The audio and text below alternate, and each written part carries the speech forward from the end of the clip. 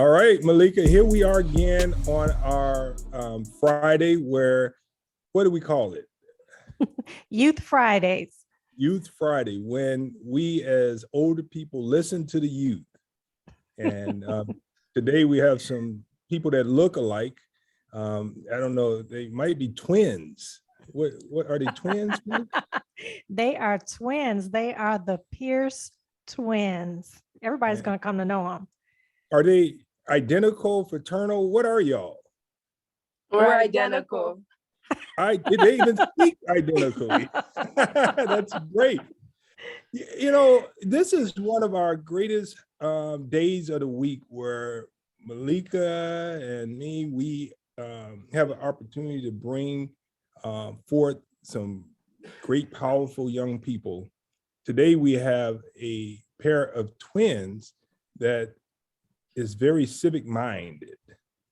And because they're civic minded, we met them as relates to history in our schools.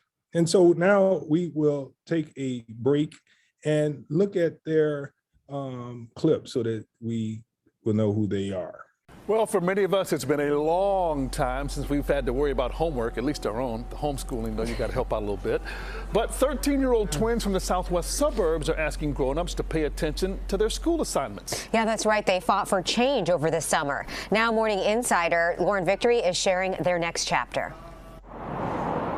It's below freezing in mid-January, but two St. Dominic students It takes you somewhere. say reading is a great way to transport yourself.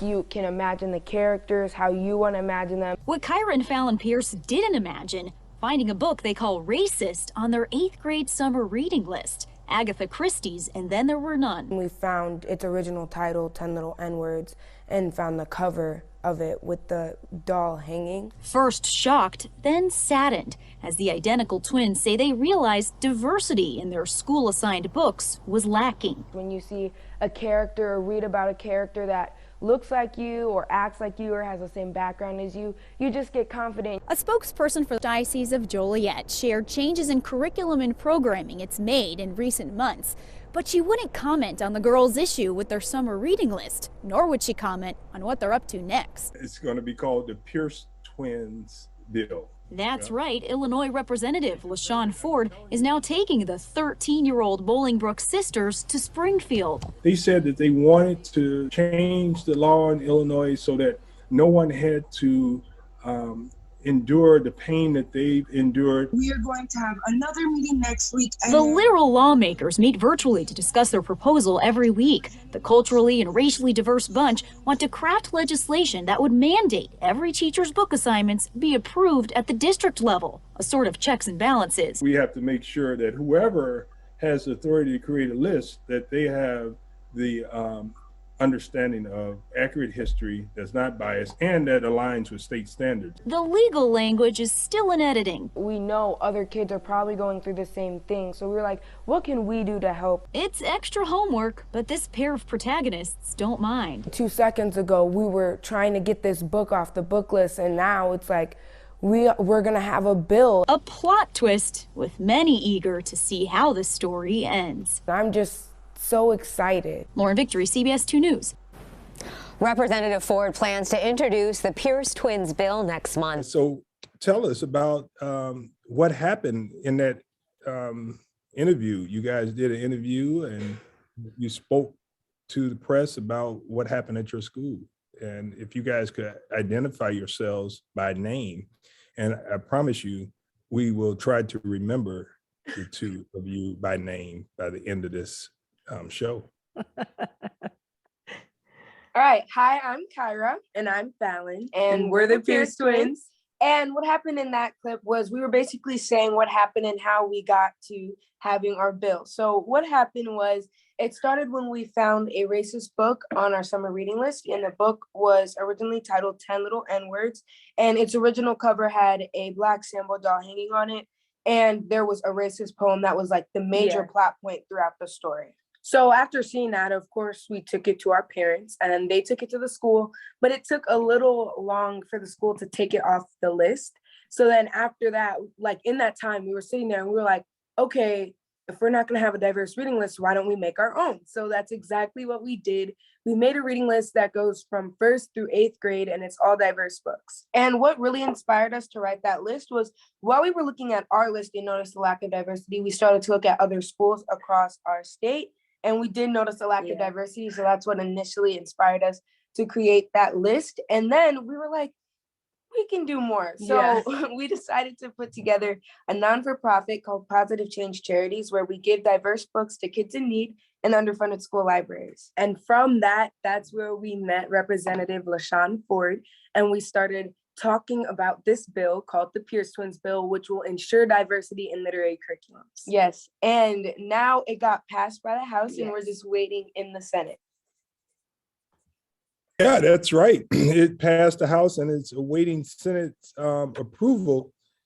Let's go back, Malika. They were at the United Center and they were on the floor of the United Center and they were presented, I think, a check to their foundation or books for their foundation to distribute. What happened when you guys went to the Bulls game and you were able to be recognized at the United Center on the Jumbotron? It was just fantastic to see you all on the Jumbotron. What happened that day? So we were able to basically spread more awareness about this cause.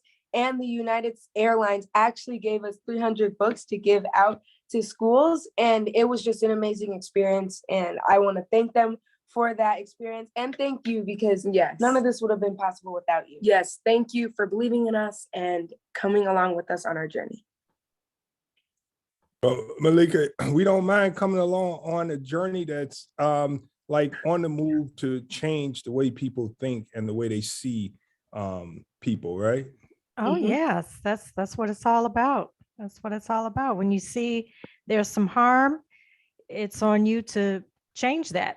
And I have a great deal of respect for them for not just making it an issue at their school, but taking it beyond so that it would have an impact on so many other kids and hopefully around the country. It'll wake up other schools as well. So I told them this is like a legacy. This is the gift that's going to keep on giving, and it's totally outside of themselves to help others.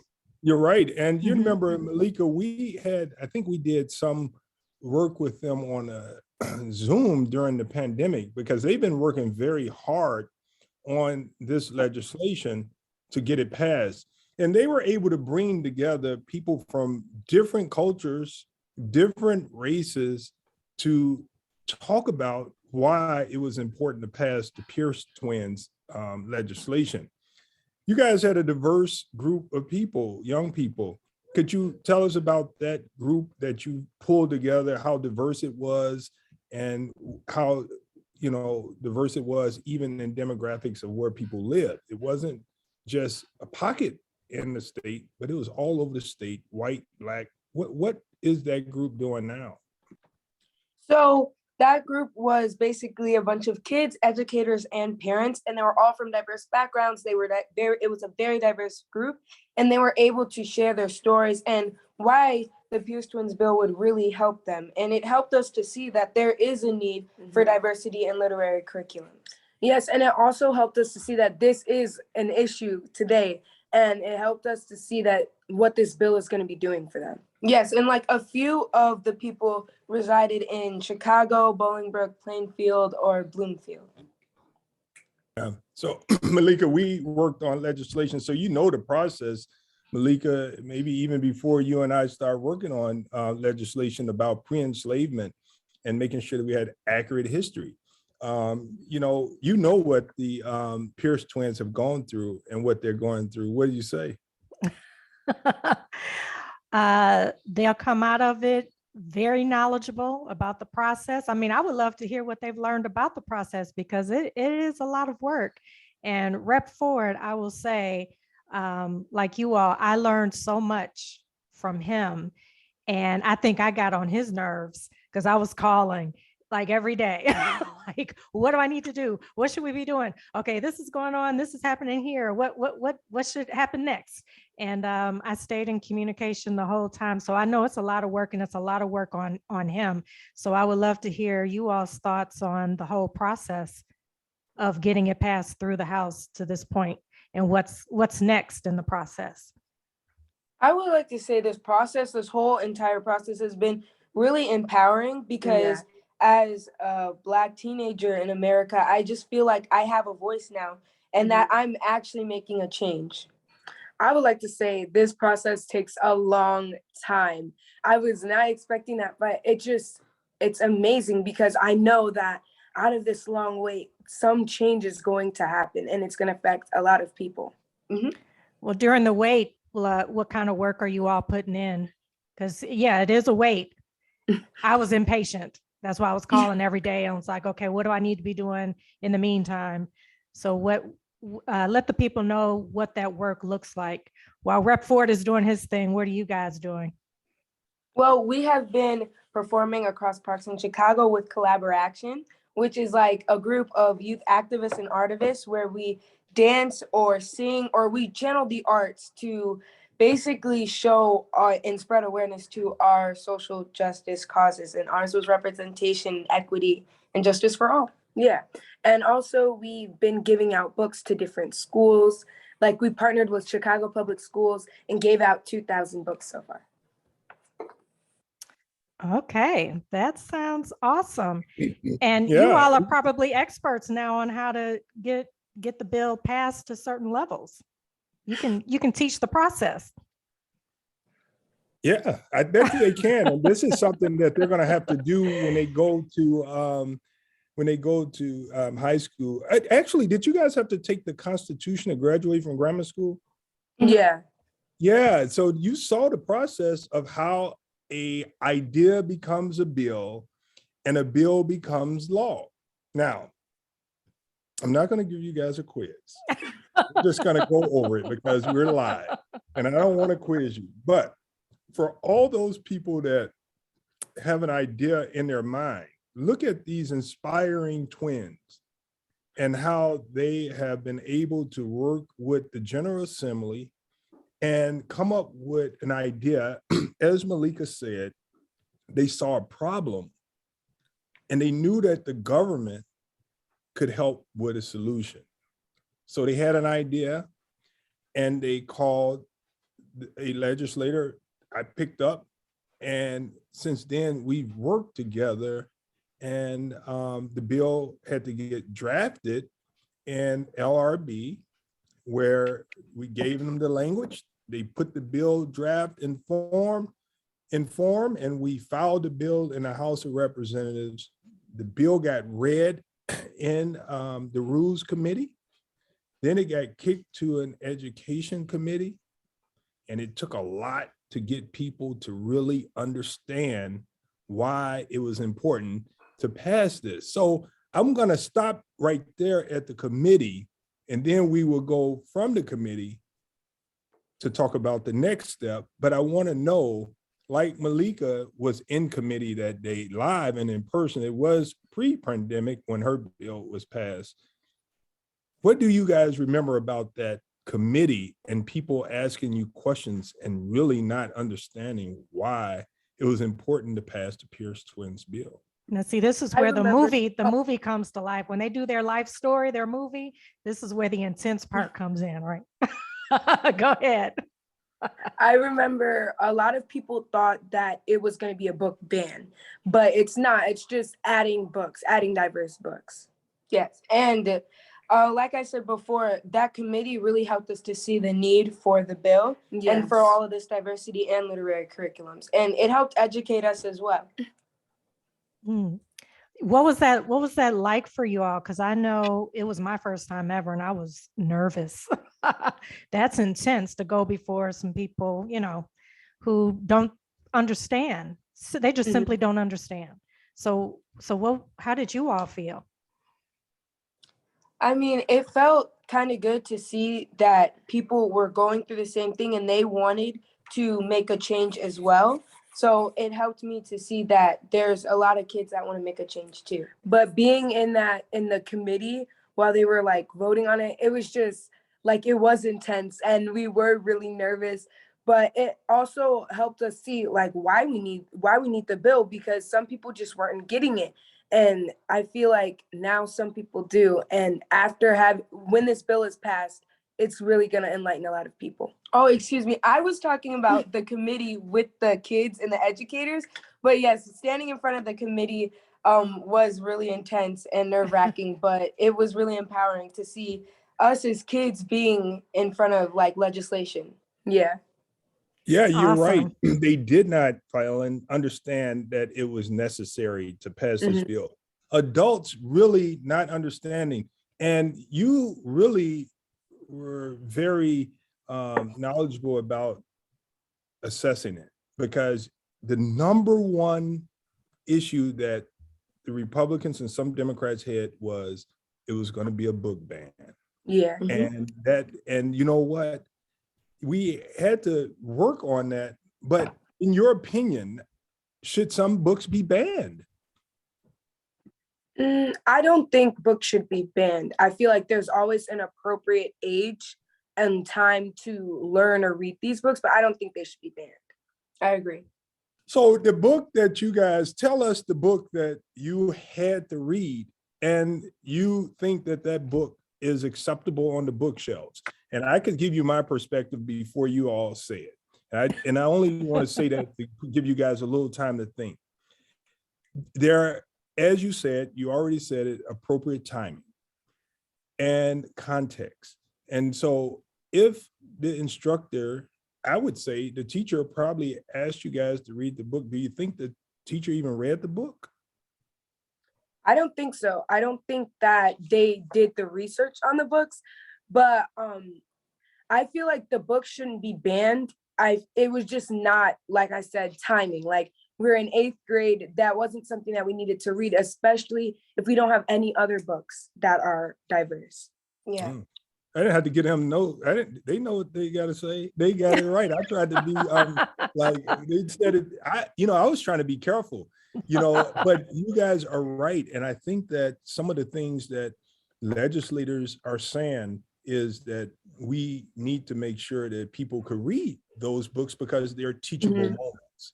But, as long as they're given with context. Yeah. Right.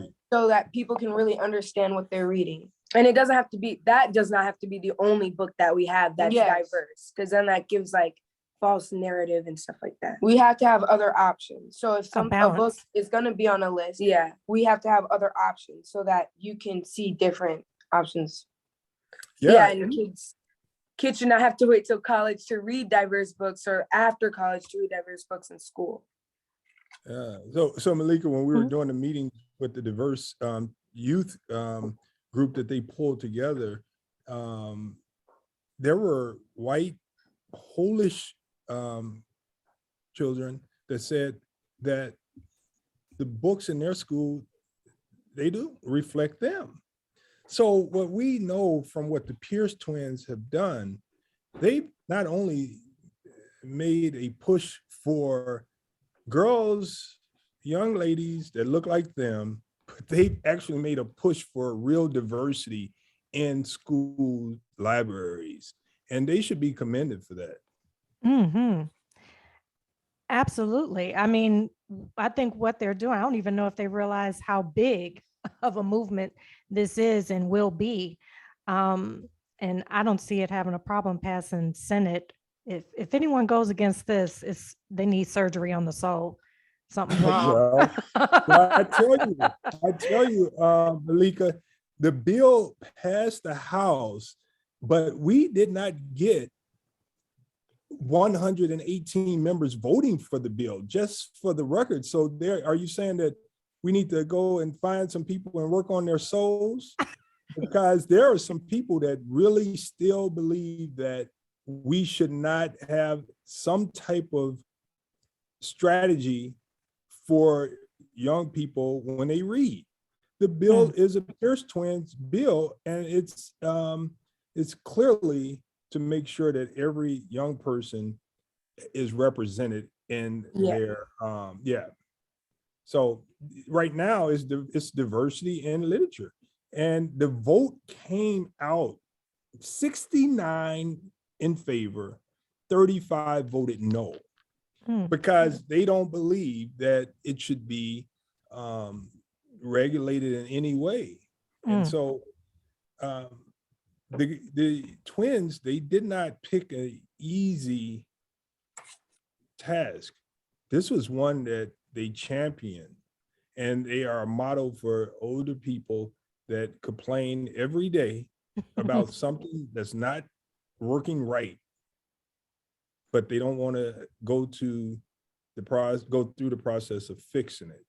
Did that book cause any harm to you all in your soul, in your heart? It was just a little upsetting to see that the book even made it on the list and there was no context provided. Yeah. Yeah. And was that your summer reading book? Yeah. Yes. Yeah. And is that book still on the shelves? I think that was during your 8th grade school year, and now you're mighty freshman. Is that right? Yes. So we're gonna see if we could get that bill passed and signed by the governor by this summer. And I think that you all are gonna look fantastic standing next to the governor when he signs the Pierce Twins bill. And we're gonna be very proud of that. And Now, what can we do? moving on. What can we do as a people to help them get it through the Senate? You can call your senator, please, and help Yes. us get this bill passed. So that means call your state senator and tell them to vote for the Pierce Twins bill. And that bill number, everyone, is 38. Let me get that bill number. The I Pierce just twins had it probably here. know it. What's your bill number? I don't know off I the don't top have of it my head. memorized. Oh, I got it. It's 3254. 3254 is the bill number, and tell them to vote for your bill. And Yes. now, shifting gears, freshmen, what is it like transitioning from 8th grade, a small school, to a big school with more people, bigger than you, and longer days, and it's just a whole different world. Tell 8th graders today that's going to be graduating what it's like. Well, And what- it's definitely different because like you said, we came from a small Catholic school, so coming to like a big public school, it's way different. Like now we switch classes. It's a lot of diversity in the hallways and everything, and it's really fun. And what I would say is if you're worried about making friends, try to put yourself in a Yeah. club or something that you're interested in. Mhm. Like for us, we did cheer, and that helped us get a whole group of friends and older, like juniors and seniors, so they can help us out in Mhm. school too. And they all have the same interest as you, so it's like it's really fun and it's really cool. Oh, All that right. sounds good. And I guess the other recommendation that you would have for young people, not just in school, but navigating and getting involved in things, what do you tell them as young people? It can be hard to try new things. Like this year, me and Kyra, we decided we're gonna try track, and it is scary because we're trying something new. But at the end of the day, you're going to be proud of yourself because if it's something you want to do, it's never too late to start because you can always make a new hobby, make something fun for yourself. And Oh. also, if you are going through something where you're upset or you're being bullied at school, remember that it's always better to turn to something positive, like Yes. in art. For us, we turn to the arts, and it does make a change in the world because less negativity will make the world a better place. Yes, and don't be afraid to reach out and talk to your counselor or your friends or your family because it really does help. Speaking from experience, it really did help for us to talk to our parents or our friends. And like Kyra said, to use the arts to get our bad emotions out. And for you, it doesn't have to be the arts. Yes. Like it could be a sport or it could be something else, but just doing something positive in the light of something negative can really make a change in the world and a change in your own world too. Yes. You know, and don't be afraid to speak out. don't be afraid to speak out. But, you know, I think that there's one thing that I would like, Malika and I want to make sure that you say something good to your parents and tell people how they should be as young people to their parents. What's the most important message you could give young people about being a good daughter? Obey your parents. Yes. Be kind and respectful to your parents because they do everything for you. They literally brought you into this world. Well, Malika, They said another obey. episode of- They said Obey, obey. that's right. I haven't heard that word in a Yeah, long yeah. time. They're beautiful young ladies. They have a beautiful family, and it was an honor to meet them in person. And I look forward to a bright future. Yes, and let's get that bill passed through the Senate. Yes. Thank you Alright. so much. Thank you. All right, y'all have a Alright. good day. Bye-bye. You too. Bye. Bye. Bye-bye. Well, Malika, another episode of Chicago Hill, and you know, we have 2 more children. This time we landed twins. Yes, yes. And it was a push, let me tell you. I tell you, and we're gonna keep pushing. Yes. Until next time, we look forward to seeing you all again. If you have some young people that you would like to be highlighted, we're delighted to do it. We need to get more young people recognized in this state. Yes, and more young people involved in legislation. So Wasn't that amazing? yes, All yes. All right.